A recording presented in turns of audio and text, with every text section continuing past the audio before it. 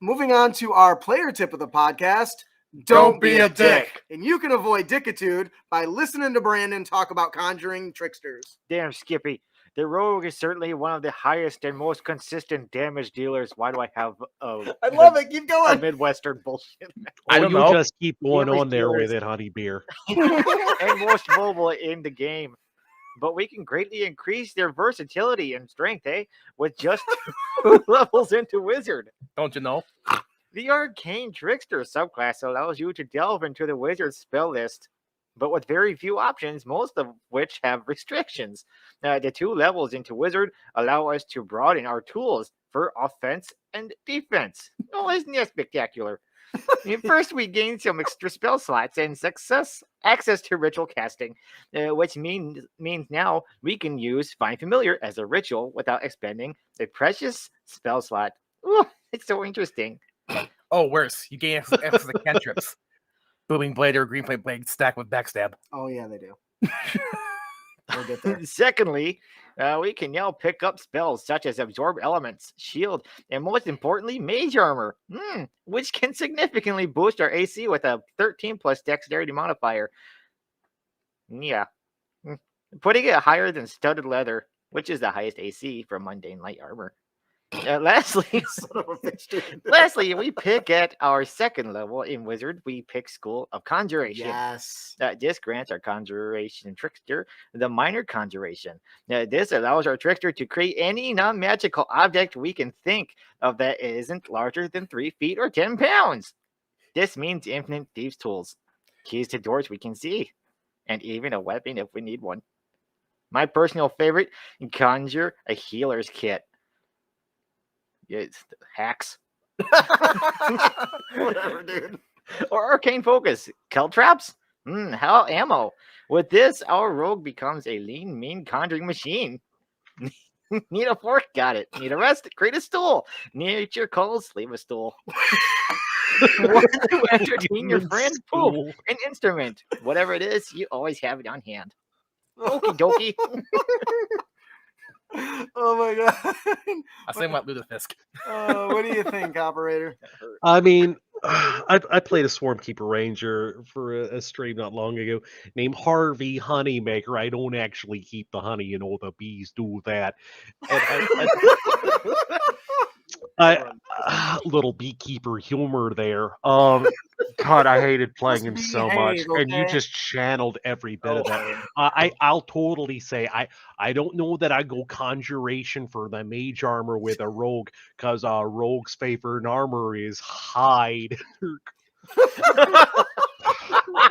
I love it. I honestly love it. I really do.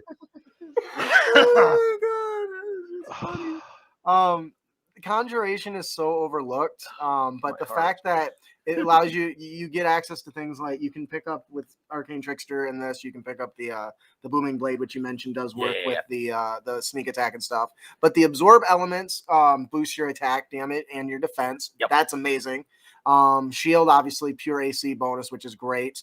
The one thing that I really think is interesting is, as a thief, being able to conjure any tool that you want and need at any moment, the hilarity ensues. Like, for instance, even just the typical tavern scene can change completely with somebody who's obsessed with conjuring everything. Like, oh, germaphobe? Oh, I ain't eating off your silverware. I got my own because I'm not getting any diseases. I don't know. It's just, it seems like it would create so much role play opportunity.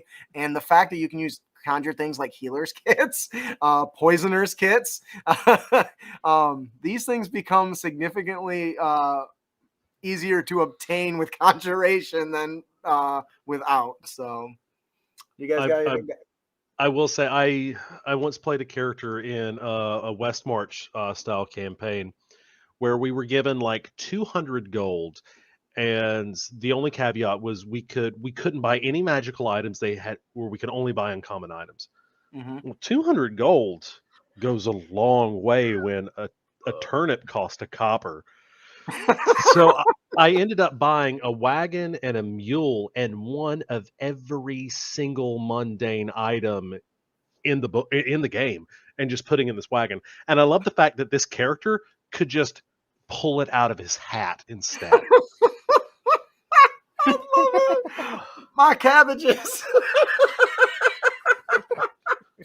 Avatar reference for those not in the know. Yeah, so this is something that is just a lot of fun.